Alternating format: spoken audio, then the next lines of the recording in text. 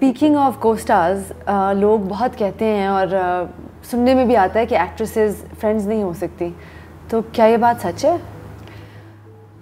मुझे ये बात थोड़ी 1970 की लगती है।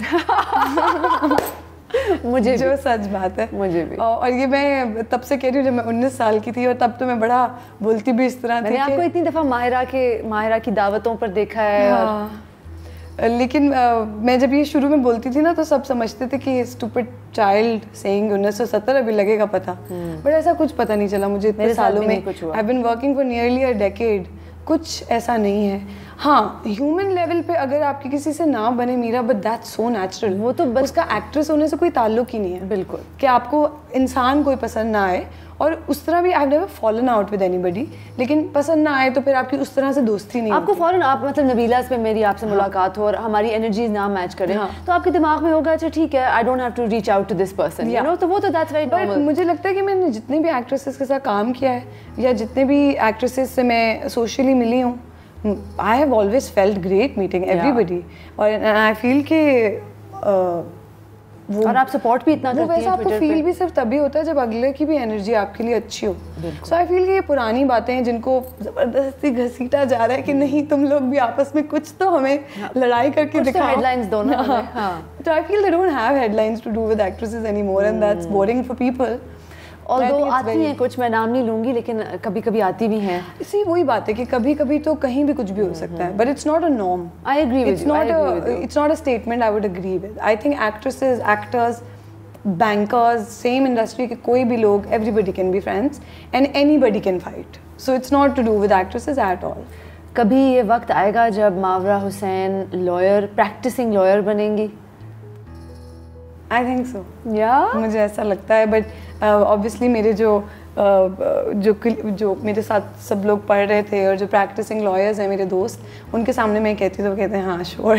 क्योंकि वो लोग अभी से कर रहे हैं, मेहनत कर रहे हैं, उनका already they have a you know experience बढ़ गया है। मैं अभी तक you know I am working in the same field, but अभी इंशाल्लाह I am going for my bar in January, तो शायद उसके बाद देखें। तो फिर भी आपको जगल करना पड़ेगा ना। हाँ, I mean juggling is not that hard. मैं ज़िंदगी में कोई एक चीज़ कर ही नहीं सकती। अगर आपको लगता है आपके अंदर पोटेंशियल है टू एक्सप्लोर डिफरेंट एवेन्यूज़, तो आप इसलिए ना करें क्योंकि लोग नहीं करते, तो that's silly. You should do whatever you want to do.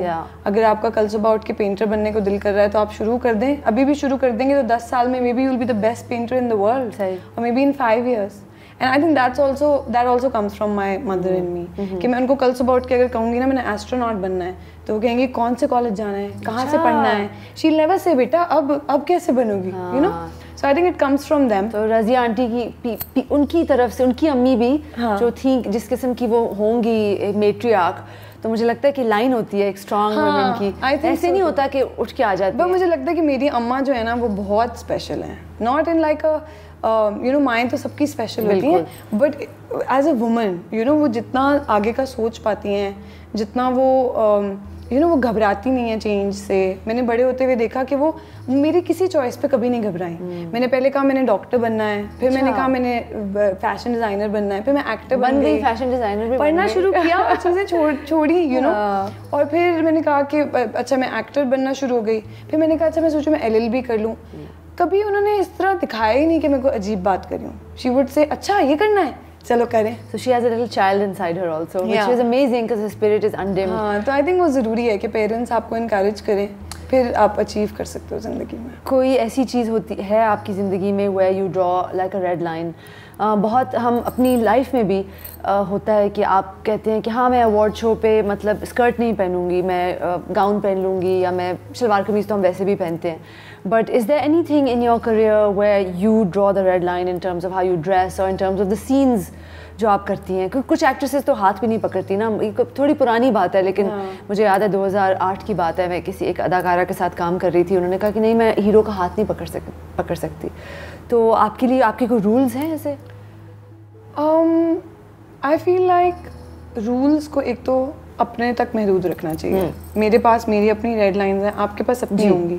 To tell you कि मेरी रेड लाइंस आपसे थोड़ी ज़्यादा कंजर्वेटिव हैं is to look down upon the other person, right. So मैंने कभी भी किसी भी, even when I started working, I have never, even if I have drawn lines in my head, I've never announced them, because that's for me.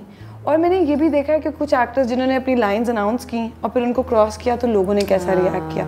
So I feel कि मेरा कुछ भी कहना कि मैं ये नहीं करूँगी, वो कोई इंसान जो वो कर रहा होगा वुड फील कि यार ये why would she say something like this about me? ठीक. It would, people would take it as a personal attack. तो I try कि मैं अपनी lines या अपनी वही बातें कि अपनी ideologies या अपनी ज़िंदगी के जो भी मेरी रूल बुक है दूसरों पे थोपूं नहीं.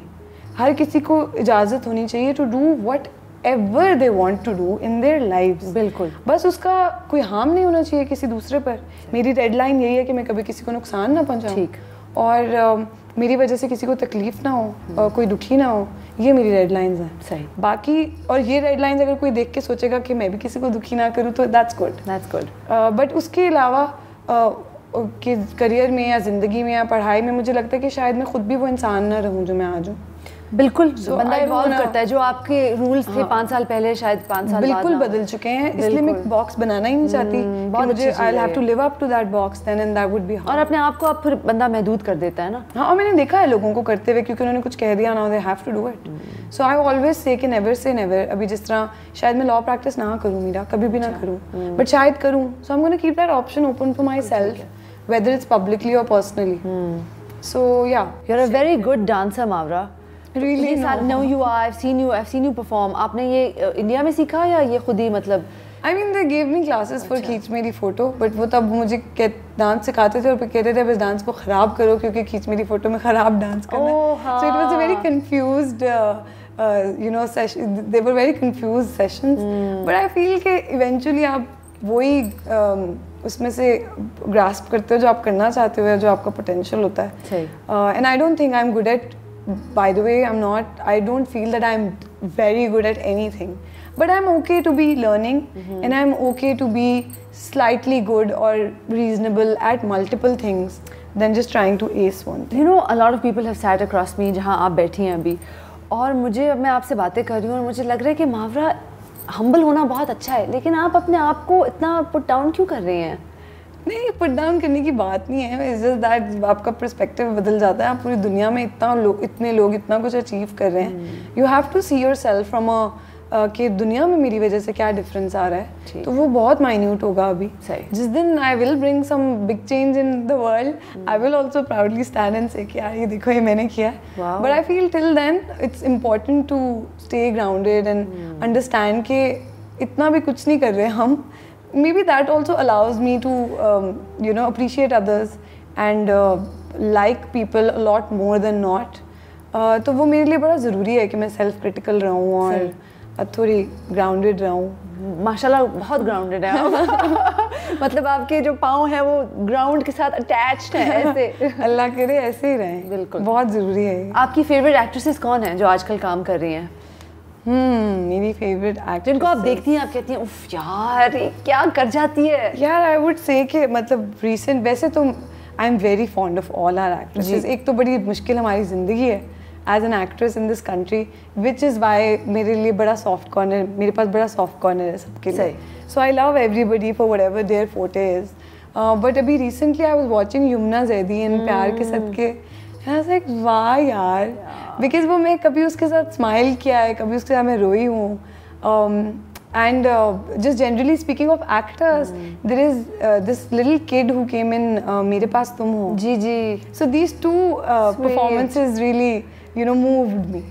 दोनों की परफॉर्मेंसेज बहुत ही मज़े की थी. You know one thing that always fascinates me about both you and Urva is that आप लोग जब इंडस्ट्री में आए आपने एक नो मेकअप का ट्रेंड शुरू किया और ये बड़ी लॉन्ग लास्टिंग आपकी, मैं समझती हूँ उसको कंट्रीब्यूशन ही कह सकते हैं, क्योंकि लोग हम करते हैं मेकअप, अभी भी लोग करते हैं, ऐसा नहीं है कि हमने मेकअप करना छोड़ दिया.